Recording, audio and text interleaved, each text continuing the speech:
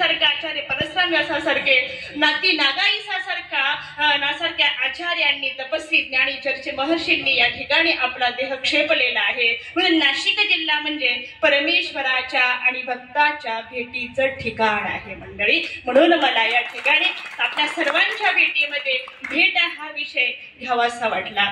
कारण आजकाल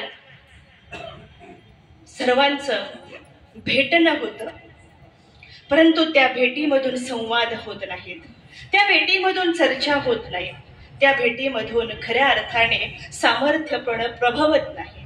मग भेट तर आपली रोज होती हो. आपण प्रवास करत असताना असंख्य माणसं आपल्याला भेटतात. ती भेटत नाही, ती फक्त खेटतात. खेटल्यानंतर फक्त त्या ठिकाणी जिथं माणूस माणसाला खेटला जातो तिथं चर्चा नसती, तिथं फक्त खेटणं असतं. कारण एका घरामध्ये राहणारा आई वडील मुलगा पत्नी सगळे असतात. सकाळी ऑफिसला जाणारा मुलगा निघून जातो, तो संध्याकाळी येतो, मात्र बापाची आणि मुलाची भेट नाहीये. खांद्याला खांदा लावून घराच्या बाहेर पडणारा मुलगा जेव्हा वडिलांच्या खांद्याला खांदा लावून बाहेर पडतो त्यावेळेस आईला सांगतो, आई मी चाललो गो ऑफिसला, पप्पांना हा निरोप दे. भेटणं होत नाही, खेटणं होतंय, आमचं भेटणं होत नाहीये. भेट अत्यंत दुर्मिळ झालेली आहे. आणि म्हणून ही पंथाची विदुषी असलेली, ही ज्ञान चर्चक महर्षक असलेली, कारण स्वामीजीची प्रशंसा करतात ती म्हातारी चर्चक, म्हातारी जिज्ञासक अशी म्हातारी एक दिवस आमच्या सर्वज्ञांना विचारती, प्रभू या ईश्वर साधकाची आपण उत्तरापंथी गेल्यानंतर भेट कशी घ्यावी. प्रश्न थोडासा तात्विक वाटत नाही आपल्याला. प्रश्नात एकदम सहज साधा वाटतो की महादाईसाने विचारावं देवाला की ईश्वर साधकाची भेट कशी घ्यावी, त्याच्यामध्ये काही तत्वरूप गाभा आहे का, असं त्याच्याकडे बघितल्यानंतर वाटतं. परंतु मंडळी, या प्रश्नामध्ये जीवनाची आणि परमेश्वराची भेट आहे. या इळेमध्ये, या महादाईसाच्या प्रश्नामध्ये निश्चितच परमेश्वराच्या भेटी. स्वामी आमच्या सांगतात, बाई भेटायचंय आपल्याला, कसं भेटायचंय. आणि त्या ठिकाणी आमच्या सर्वज्ञांनी एक सुंदर सूत्र त्या ठिकाणी आमच्या महादाईसाला सांगितलं, बाई ईश्वर साधकाची भेट घ्यावी, कशी घ्यावी. भ्रमत भ्रमता भेटी का आप जोडी भेटी. भेट तर घ्यायची आहे आपल्याला, परंतु कशी घ्यायची आहे. एक आवर्जून भेट घ्यावी लागते आणि एक सहज भेट होत असते. बघा भेटीचे महत्व किती आहे. एक भेट घ्यावी लागते, आवर्जून भेट घ्यावी लागते, आणि एक भेट अशी आहे की ती भ्रमत भ्रमता भेट होते. आमच्या देवाने सांगितलं, अडनाला विजनाला निघालेला साधक आहे, महात्मा आहे किंवा वासनिक आहे. आणि म्हणून हा वासनिक, हा महात्मा जेव्हा भ्रमत भ्रमता चाललेला आहे, एकच उद्दिष्ट आहे, माझा देव भेटावा.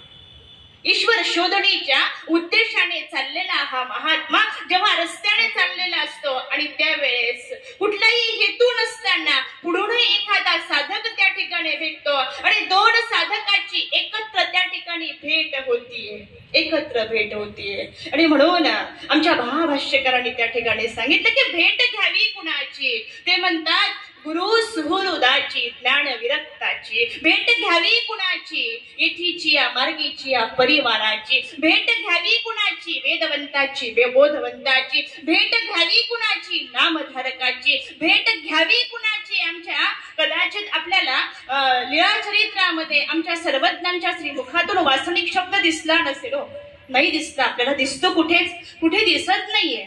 म्हणून आचार्य श्री नागदेव आचार्यांना या बाबतीमध्ये संदेह होता की ते म्हणतात की मला संदेह आहे की वासनिक हा शब्द श्रीमुखीचा नव्हे आहे का नाही. हा प्रश्न मी गोसावी आधी पुसू विसरला.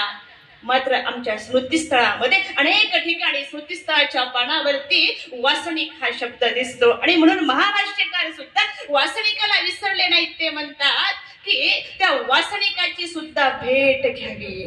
कारण या सर्वांच्या भेटीला गेल्यानंतर आपल्या अनिष्टाचा परिहार होतो, अविधीचा परिहार होतो. योग्यता त्या ठिकाणी अयोग्यता नाचल्या जाते, योग्यता त्या ठिकाणी जन्माला येते. आणि म्हणून आपले अडथळे दूर होण्यासाठी, अनाधिकार नाचण्यासाठी, अनिष्टाचा परिहार होण्यासाठी, अविधी दूर जाण्यासाठी भेट घ्यावी. ती गुरु सुहृदाची, ज्ञानियाची, चर्चकाची, विद्वानाची, विद्वत्तेची, अशा आचार्यांची भेट घ्यावी. कारण भेट काय घेतल्यानंतर होतं काय हो, भेटीने होतं काय. आणि म्हणून आमच्या सर्वज्ञांनी सांगितलं बघा की एकमेका भेटले या. तुम्ही एकमेकाला भेटले की भेटल्यानंतर त्या ठिकाणी पाड शब्द आलेला आहे. मी विचार केला की पाड शब्दामध्ये काय असेल बरं. आमच्या महाभाष्यकारांनी पाड शब्दाची अतिशय सुंदर व्याख्या केलेली आहे. पण त्याही अगोदर वरवर जर आपल्याला बघायचं म्हटलं तर आपल्या सगळ्यांना माहित आहे हो, ज्यावेळेस आता चैत्र महिन्यामध्ये आंब्याला मोहर येतो आणि मोहरलेला आंब्याचं पुढे कैरीत रूपांतर होतं. जोपर्यंत ती कैरी असती तोपर्यंत ती खारटे तुरटे आंबट आहे. आता ही कैरी ही आपल्याला आवडतीये, पण फारशे लोक ती आंबट असते म्हणून स्वीकारणार नाही. ती कैरीचं आपण लोणचं करू शकतो, त्या कैरीचा आपण मुराब्बा करू शकतो, पण तीच कैरी आता पुढे या हिरव्या कैरीचं जेव्हा ही कैरी भगवे वस्त्र परिधान करते म्हणजेच आंबा दीक्षा घेतो. काय होतो? आंबा दीक्षा घेतो. आता आंब्याने दीक्षा घेतली, आंबा भगवी वस्त्र परिधान केला की बस त्या आंब्याचं आता पाडात रूपांतर होतं. अजून आंबा बाकी आहे, आंबा परिपूर्ण होण्याचं बाकी आहे, मात्र परिवर्तन होण्याला सुरुवात झालेली आहे. असं परिवर्तन ज्या क्षणी झालं त्या क्षणी आपण सांगतो तो पाडाचा आंबा पाहिजे आम्हाला, तो पाडाचा आंबा पाहिजे. आता कैरी जितकी गोडी नाहीये, जितकी पिकलेल्या आंब्यामध्ये गोडी नाहीये, तितकी मधुरता, तितकी रसाळता, तितकी माधुरता, तितकी चविष्ट कशामध्ये आहे? फक्त पाडामध्ये आहे, फक्त पाडामध्ये आहे. बघा ना, देवाने निवडताना किती सुंदर शब्द निवडला, एकमेका भेटल्या. तो पाड सगळ्यांना आवडतो, सगळ्यांना आवडतो. लोणचं टिकत असेल पण आंबा खाल्ल्यानंतर एक आंबा खाल्ला इच्छा होणार नाही, पण पाड खाल्ल्यानंतर दुसरा पाड खाण्याची इच्छा आपल्याला होईल. त्या पाडात तितकी गोडी